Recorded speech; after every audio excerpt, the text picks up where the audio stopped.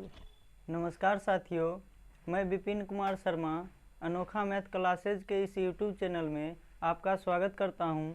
आज हम पढ़ेंगे औसत और औसत से संबंधित इसमें आपको सॉल्यूशन। पार्ट 1 में आपको जितना भी फार्मूला था औसत से संबंधित सब बता चुके हैं। थोड़ा सा उसको रिवीजन कर देते हैं। औसत कैसे निकालते हैं? तो औसत बराबर होता है कुल प्रेक्षणों का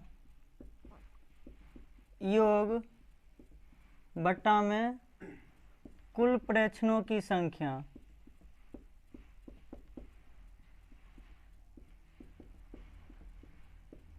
फिर औसत चाल बराबर क्या होता है? औसत चाल बराबर कुल दूरी बट्टा में कुल समय। फिर औसत चाल के लिए दूसरा फार्मूला क्या होता है? औसत चाल बराबर 2xy बट्टा में x प्लस वाई। अगर मान लीजिए कि 3 गो चाल दे दिया तो उसके लिए औसत चाल क्या होता है? तो औसत चाल बराबर 3xyz बट्टा में xy plus yz plus zx, यानी कि औसत चाल से संबंधित इतना फार्मूला हुआ। फिर इसके बाद अगर मान लीजिए कि औसत रन पूछ दे तो औसत रन के लिए क्या फार्मूला होता है? औसत रन के लिए होता है कुल पारियों में बनाया गया रन बट्टा में कुल पारियों की संख्या।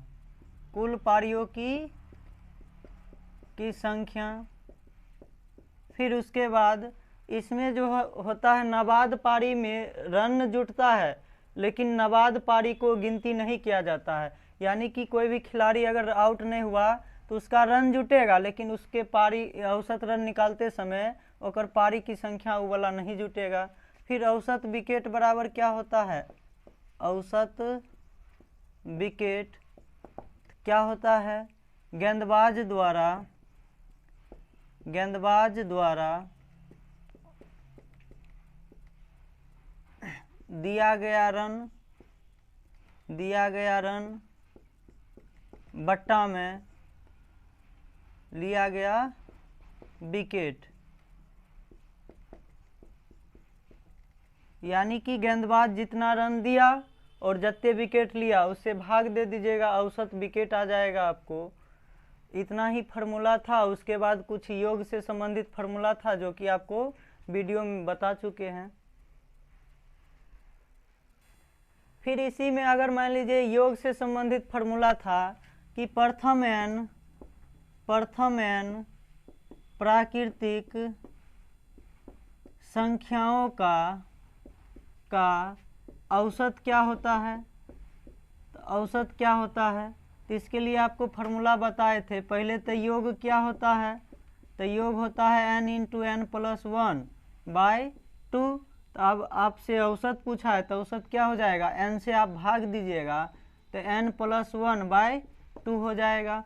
फिर कहेगा कि प्रथम n प्राकृतिक सम संख्याओं का औसत क्या होगा? तो बताइए फिर इसका योग क्या बताए हैं? योग n इंटू n प्लस 1।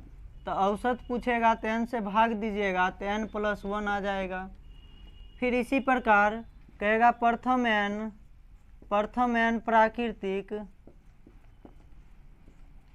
प्राकृतिक विषम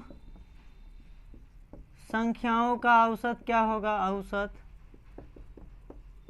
तो बताइए योग के लिए आपको फार्मूला लिखा चुके हैं क्या? n²। तो औसत का रहा है तो n से भाग देंगे तो क्या आ जाएगा? n। फिर इसी प्रकार प्रथम n प्राकृतिक संख्याओं के के वर्गों का योग के लिए क्या फॉर्मूला होता है? वर्गों के औसत के लिए क्या फॉर्मूला होता है? तो ध्यान दीजिएगा, आपको प्रथम n प्राकृतिक संख्या के वर्गों का योग के लिए पहले क्या फॉर्मूला होता है? तो n into n plus 1 into 2n+1/6। अब इसमें n से आप भाग दीजिएगा तो आपका क्या आ जाएगा? औसत। तो औसत क्या आ जाएगा? तो ध्यान दीजिए, इसमें n से अगर हम भाग देते हैं तो n से n कट जाएगा, बचेगा क्या? n+1 इंटू 2n+1/6, आपका यही औसत आ गया।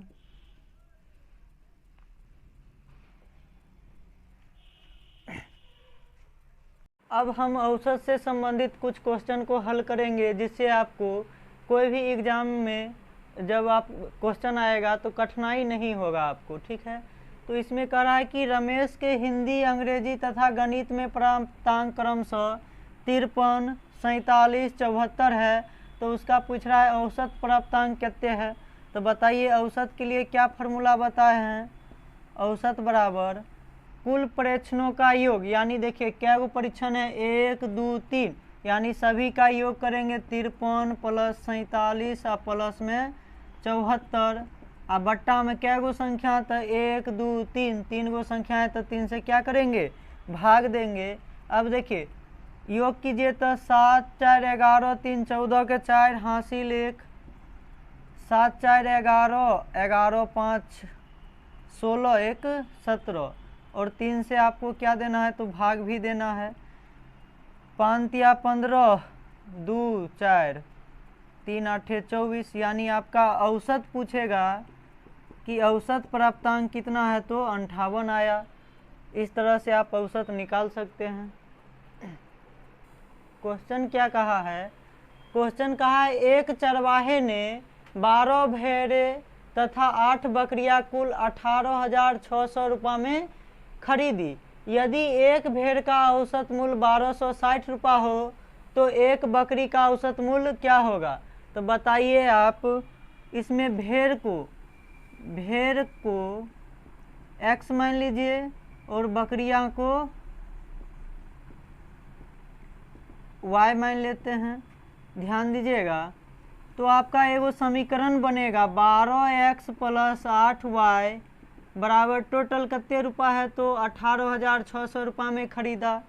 फिर से सुनिए, कह रहा है कि 12 भेड़, तो एक भेड़ को आप माने हैं x, एक भेड़ को माने हैं x और एक बकरी को माने हैं y।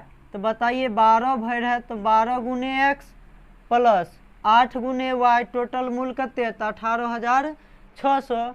अब कह रहा है कि यदि एक भेड़ का औसत मूल्य 1260 हो तो बताइए एक भेड़ का औसत मूल्य दिया 1260, तो टोटल आप यानी एक भेड़ का औसत मूल्य बराबर 1260 दिया है। तो टोटल क्या गो भेड़ है? 12 गो है, यानी 12 भेड़ का कुल मूल्य क्या हो जाएगा?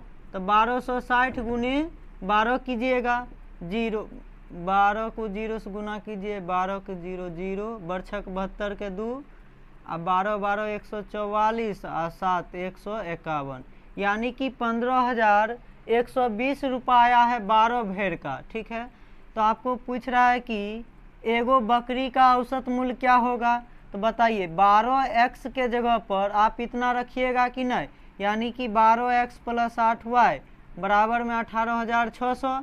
अब यहाँ पर 12x के जगह पर ही रखिएगा 15,120 + 8y बराबर में 18,600। तो 8y बराबर उधर ले जाइएगा इसको, तो 18,600 माइनस 15,120 घटाइएगा तो आ गया आपको 0, 8, 4,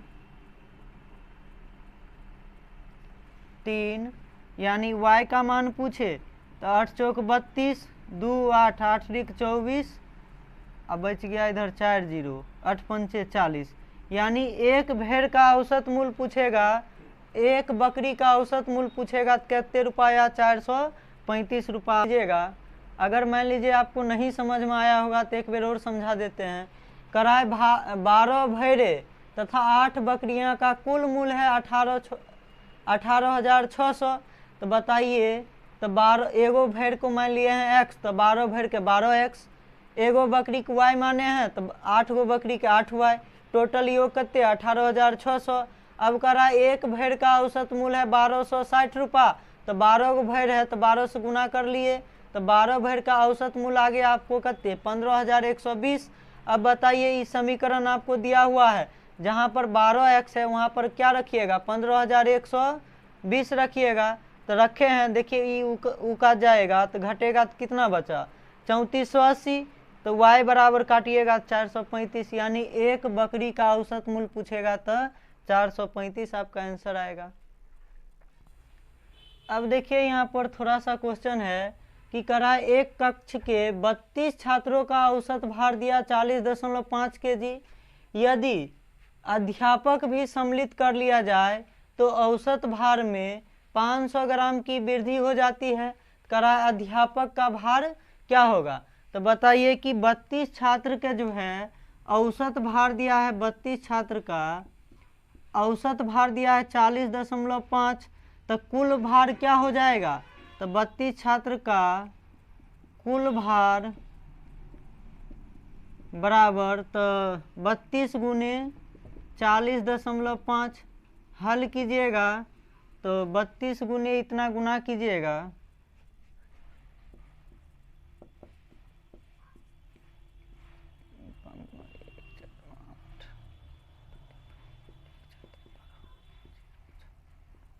यानी कि 1296 आएगा आपका, 1296 kg आया। यानी कि 32 छात्र के कुल भार आया 1296 kg। और कह रहा है कि एगो अध्यापक को भी इसमें शामिल कर लिया जाता है।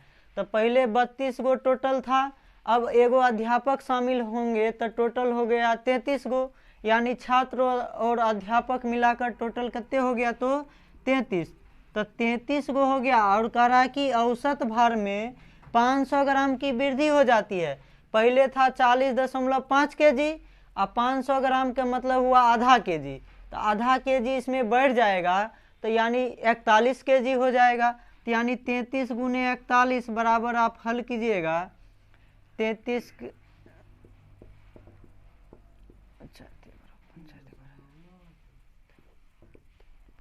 यानी 1300 आपको आया 53 kg। अब आपसे पूछ रहा है कि अध्यापक का भार क्या होगा। तो बताइए कि 32 छात्र के टोटल भार था 1296, आई में 32 छात्र सहित अध्यापक का हल किए हैं, कितने आया है 1353। तो बताइए ई में से ई घटाइएगा तो अध्यापक के भार आएगा कि नहीं। तो अध्यापक का भार बराबर 1353 माइनस 1296 हल कीजिएगा तो आपका आ गया 57 kg। तो अध्यापक के भार पूछेगा तो क्या kg, 57 kg।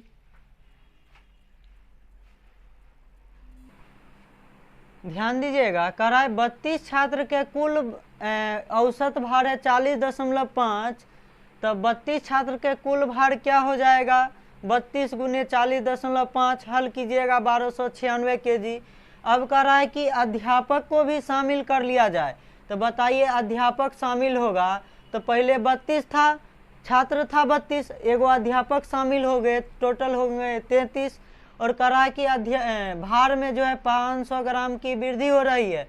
तो 500 ग्राम के मतलब कि आधा kg के वृद्धि होगा।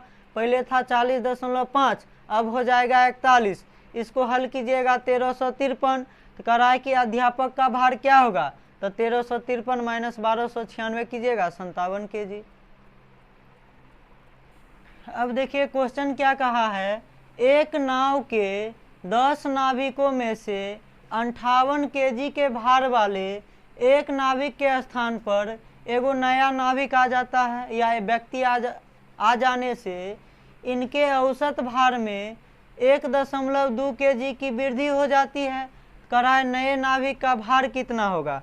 एगो चीज बताइए, एगो व्यक्ति गया और इक्कीगो व्यक्ति आया है, यानी कि टोटल अगर 10 गो व्यक्ति था तो बाद में भी कै गो व्यक्ति, 10 गो व्यक्ति। अब सुनिए, तो 10 गो नाभिक था, 10 नाभिक में से एगो नाभिक यानी कि 58 kg वाला चला गया और कह रहा है कि उसके स्थान पर एगो नया व्यक्ति आने से इनके औसत भार में इतने kg के क्या हो रहा है, वृद्धि हो रहा है। तो बताइए कि औसत भार में कितना वृद्धि हो रहा है, 1.2। तो बताइए 10 गो नाभिक है, एगो में 1.2 हो रहा है, तो 10 नाभिक में कितने वृद्धि होगा। तो 10 नाभिक में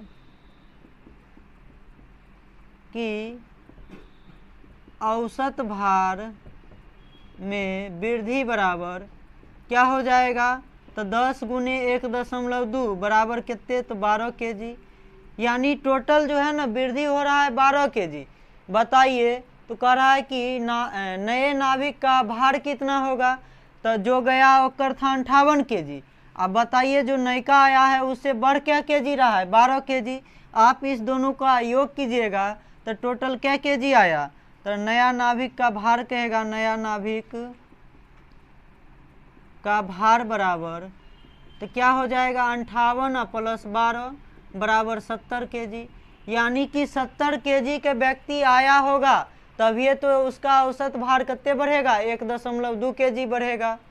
इस तरह से आप बना सकते हैं इसको।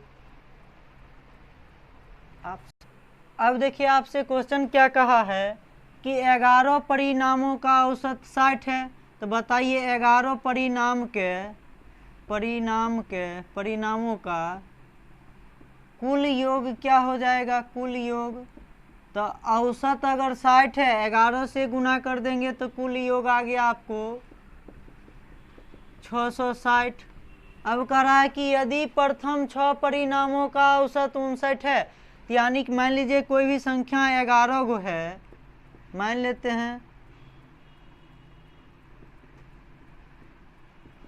जिसमें से प्रथम 6 का जो है ना औसत आपको दिया है 59। तो प्रथम 6 का योग क्या हो जाएगा, योग हो जाएगा 6 गुने 59। हल कीजिएगा, 9 6 1 54, 6 5 30, 5 35। फिर कर रहा है अंतिम 6 का औसत, अंतिम 6 का औसत 1 2 3 4 5 6, अंतिम 6 का औसत दिया है 62। तो बताइए योग क्या हो जाएगा, तो योग होगा आपको 6 गुने 62। हल कीजिएगा, 6 दूना 12, 6 6 1 36, 1 37। अब देखिए यहाँ पर कह रहा है कि छठा परिणाम क्या होगा। तो बताइए इधरों से लिए थे तो छठा इसमें आया था, इधरों से लिए हैं तो इसमें क्या आया है, छठा आया, यानी दोनों में छठा है कि नहीं है। तो टोटल ये दोनों का योग करेंगे तो योग कीजिएगा तो आपको आ गया 6 6 12 परिणाम के योग आ जाएगा आपको कितना आएगा, 4 2 6 के 4 2 6, 7 5 12 के 2 और 3 3 6 1 726 आया। यानी प्रथम 6 वाला के योग 354, अंतिम 6 वाला का योग 372, दोनों का योग किए कितने आया, तो 726। अब बताइए कि कह रहा है छठा परिणाम क्या होगा। तो छठा परिणाम कैसे निकालिएगा, तो ई में से ई घटाइएगा, ई में से ई घटाइएगा तो क्या आ जाएगा, छठवा परिणाम बराबर 726 माइनस 660। हल कीजिएगा, 6 12 में से 6 गया 6, यानी 66 आ जाएगा। कहेगा छठा परिणाम कितने, तो 66। अब देखिए क्वेश्चन कर रहा है कि 7 वर्ष पूर्व शादी के समय एक व्यक्ति तथा उसकी पत्नी का औसत आयु है 25 वर्ष। तो ध्यान दीजिएगा 7 वर्ष पहले की बात कर रहा है ना, यानी कि एगो चीज़ बताइए, मान लीजिए पति जो है ए है, पत्नी बी है, तो 7 वर्ष पूर्व जो है इसका क्या हुआ है, शादी हुआ है, 7 वर्ष पहले 7 वर्ष पूर्व इसका क्या हुआ है, शादी हुआ है, और उस टाइम इसका औसत कितना था, 25 वर्ष। तो बताइए ये दोनों का औसत दिया है 25 वर्ष, तो टोटल योग कितना आया, 50 वर्ष। 2 है तो 2 से गुना करेंगे, यानी 7 वर्ष पहले है 50 वर्ष। तो बताइए वर्तमान में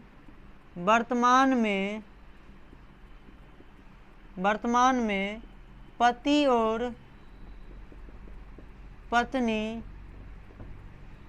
की आयु का योग क्या होगा, आयु का योग। तो ध्यान दीजिए 7 वर्ष इहो बढ़ेगा तो 7 वर्ष इहो बढ़ेगा, यानी टोटल बढ़ेगा 14 वर्ष। ये 7 वर्ष पहले का ना है, तो 7 वर्ष एकरो बढ़ेगा तो एकरो बढ़ेगा, यानी टोटल उम्र वर्तमान आयु का योग हो गया आपको 7 7 14, 50 जोड़ेंगे तो 64 वर्ष। फिर से कह रहा है कि, तो कह रहा है एक बच्चे की, अब जो है ना पति पत्नी और एक बच्चे की औसत आयु है 22 वर्ष। अब क्या मतलब हुआ वर्तमान वाला। तो बताइए वर्तमान में पति पत्नी और एक बच्चे की औसत आयु है 22 वर्ष, यानी कि पति प्लस पत्नी और प्लस में एक बच्चे का भी औसत आयु है 22 वर्ष। तो कुल आयु कितने हो जाएगा, तो 22 गुने 3 करेंगे 66 वर्ष। तो आपसे पूछ रहा है कि बच्चे की आयु कितना होगा। तो बताइए पति और पत्नी के वर्तमान आयु है 64 वर्ष, पति पत्नी और बच्चा के टोटल आयु है 66 वर्ष। तो पति और पत्नी वाला अगर 64 रख देंगे यहाँ पर, तो बच्चा का आयु क्या आ जाएगा, बच्चे की आयु बराबर 66 माइनस 64, हल कीजिएगा 2 वर्ष, यानी कि जो बच्चा होगा वो बच्चा के आयु कितने है, तो 2 वर्ष होगा। अब ध्यान दीजिएगा, कराए क्रिकेट के एक खिलाड़ी ने 16 पारियों में कुछ रन बनाया और 17वीं पारी में उसने 87 रन बनाया, जिससे उसके औसत रन में 3 रन की वृद्धि हो गई। तो 17वीं पारी के बाद खिलाड़ी के औसत रन संख्या कितना है। तो बोलिए, ध्यान दीजिएगा, मान लीजिए कि 16वीं पारी में 16 पारियों का औसत रन बराबर x, यानी कि 16 पारी तक उसका औसत रन था x। अब बताइए कह रहा है 17वीं पारी में वो 87 रन बनाया, जिससे उसके औसत में 3 के वृद्धि हो गया, यानी कि 17वीं पारियों का औसत जो है, औसत क्या हो जाएगा, x प्लस 3 हो जाएगा। देखिए ना, इसको अगर x माने हैं और 17वीं पारी में 3 के वृद्धि हो गया तो x प्लस क्या हो गया, 3।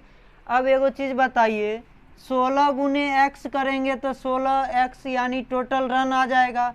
औसत रन है तो टोटल योग क्या होगा, तो 16 गुने x, यानी टोटल रन बराबर में टोटल रन। तो 16 गुने x कीजिएगा तो 16 पारी के टोटल रनों का योग आया, बराबर 17 गुने औसत से गुना कीजिएगा तो 17 पारी के कुल रनों का योग आ गया। क्या अभी एगो चीज़ बताइए, समीकरण बराबर है, नहीं है। ये देखिए 16 पारी है, में इधर है 17 पारी। तो बताइए 17 पारी पुराने के लिए 17 पारी में जितने रन बनाया इधर जोड़ देंगे, क्या 17 पारी इधरों पिट गया, 17 पारी इधरों पिट गया। बस आप इसको हल कीजिए, 16x प्लस 87 बराबर में 17x प्लस 51, इधर आएगा, इसको इधर भेजिएगा तो x बराबर 36। तो आपको कह रहा है कि 17वीं पारी के बाद होकर औसत रन क्या होगा, तो x प्लस 3 कीजिएगा, यानी x प्लस 3, तो 36 प्लस 3 बराबर 39। आपका आंसर आ जाएगा 39। अब देखिए क्वेश्चन कर रहा है कि एक व्यक्ति मोटरसाइकिल द्वारा स्थान A से B तक, तो स्थान A से B तक 60 किलोमीटर प्रति घंटा की चाल से जा रहा है। फिर कह रहा है कि फिर B से A तक 40 किलोमीटर प्रति घंटा की चाल से 40 किलोमीटर प्रति घंटा की गति से वापस आ रहा है। 40 किलोमीटर प्रति घंटा की गति से वापस आ रहा है। तो कह रहा है कि पूरी यात्रा का औसत चाल क्या होगा। तो बताइए औसत चाल के लिए फॉर्मूला क्या बताए हैं। जब दूरी सेम है, देखिए दूरी सेम है, यहाँ से यहाँ गया, यहाँ से यहाँ आया, तो औसत चाल बराबर 2xy बट्टे x प्लस वाई। हल कीजिएगा, 2 गुने 60 गुने 40 बट्टा में 60 प्लस 40। हल कीजिएगा, 2 गुने 60 गुने 40 बट्टा में 100, काटिएगा, 6 चौक 24 दूना 48, आपका क्या आ जाएगा 48 किलोमीटर प्रति घंटा आपका आंसर आ जाएगा। इस तरह से आप बना सकते हैं इसको। अब ध्यान दीजिएगा, अब आसान सा क्वेश्चन है, कह रहा है प्रथम 9 अभाज्य संख्याओं का औसत क्या होगा। तो बताइए कि अभाज्य संख्या किसे कहते हैं। तो ऐसी संख्या जो स्वयं और एक के अलावा किसी और से न करता हो तो उसे क्या कहेंगे, तो अभाज्य संख्या कहेंगे। तो ध्यान दीजिएगा, प्रथम अभाज्य संख्या 2, फिर 3, 5, 7, 11, 13, 17, 19, 23, 29, 31, 37, 41, 43, 47, 53, 59, 61, 67, 71, 73, 79, 83, 89, 97। ध्यान दीजिएगा, टोटल हम लिखे हैं 1 से लेकर के 100 तक का अभाज्य संख्या। 1 से 50 तक कहेगा तो 15 गो अभाज्य संख्या है, और 50 से 100 तक 10 गो अभाज्य संख्या है। टोटल 1 से 100 तक 25 गो अभाज्य संख्या है। गिनिए, 1 2 3 4 5 6 7 8 9 10 11 12 13 14 15 16 17 18 19 20 21 22 23 24 25, यानी 1 से 100 तक टोटल अभाज्य संख्या कितना है, तो 25। अब कह रहा है प्रथम 9 अभाज्य संख्याओं का औसत 1 2 3 4 5 6 7 8 9, यानी कि यहाँ तक आप योग करके इसको आप 9 से भाग दीजिएगा, आपका आंसर आ जाएगा। फिर देखिए आगे आपको इस पर बहुत सारा क्वेश्चन पूछेगा, कहेगा कि 50 से लेकर के 70 के बीच सभी अभाज्य संख्याओं का औसत क्या होगा। तो देखिए 50 से लेकर के और 70 के बीच बोला है, तो 50 और 70 के बीच में ये 4 गो अभाज्य संख्या है, 1 2 3 4। आप इस सभी का योग करके 4 से भाग दीजिएगा, आपका क्या आ जाएगा, तो आंसर आ जाएगा। फिर तीसरा टाइप कहेगा कि 70 से लेकर के 100 के बीच सभी अभाज्य संख्या का योग। तो बताइए 70 से आगे 100 के बीच वाला लेंगे। तो ध्यान दीजिएगा, इस सभी का योग करके आप 1 2 3 4 5 6 से भाग दीजिएगा, आपका आंसर आ गया। कहेगा फिर प्रथम ऐसी कितनी अभाज्य संख्या है जो सम है। तो 21 गो अभाज्य संख्या है जो सम है। फिर कहेगा कि प्रथम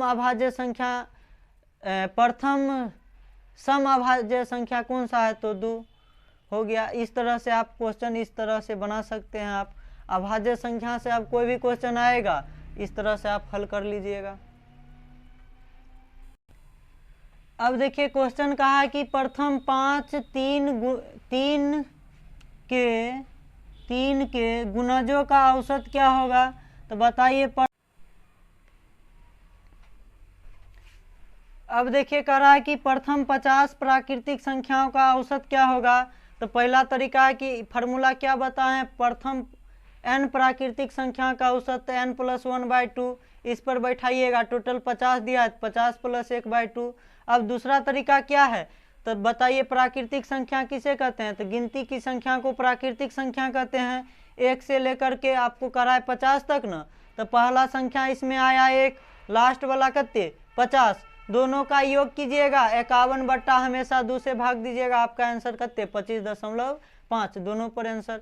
फिर करा है कि 100 तक सभी विषम प्राकृतिक संख्याओं का औसत। तो बताइए पहला होगा 1, विषम बोला है, तो दूसरा 3, तीसरा 5, डॉट 99 तक होगा। अब बताइए फार्मूला इसके लिए क्या बताए हैं। तो फार्मूला बताए हैं, पहले तो देखिए सोल्यूशन कर देते हैं।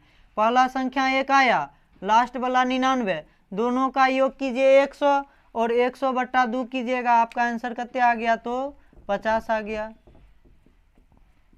फिर दूसरा तरीका क्या है, फार्मूला लगाइए। तो बताइए विषम प्राकृतिक संख्या का औसत के लिए फार्मूला क्या बताए हैं? तो सीधे n बताए हैं। अब बताइए कि 100 तक सभी विषम प्राकृतिक संख्या कैसे निकालिएगा? तो 1 3 5 लास्ट में 99 आया। तो बताइए कि इसमें n कैसे निकालते हैं? तो लास्ट प्लस 1/2, तभी ना विषम वाला के लिए n का मान निकलता है। तो लास्ट है 99 प्लस 1/2 कीजिएगा, आपका आया 50। यानी टोटल जो है 1 से लेकर के 99 तक 50 गो विषम संख्या है। तो कह रहा है एक औसत क्या होगा? तो n औसत होगा, यानी 50 भी इस पर भी फार्मूला पर बनाइएगा 50। मैं आशा करता हूं कि आपको औसत से संबंधित अब हर क्वेश्चन बनेगा, और आगे और जितना भी छूटा हम अगला वीडियो में और दे देंगे। तब तक के लिए आप अगर वीडियो अच्छा लगे तो हमारे इस YouTube चैनल को सब्सक्राइब जरूर कर ले, और वीडियो को लाइक शेयर और कमेंट जरूर करें। धन्यवाद।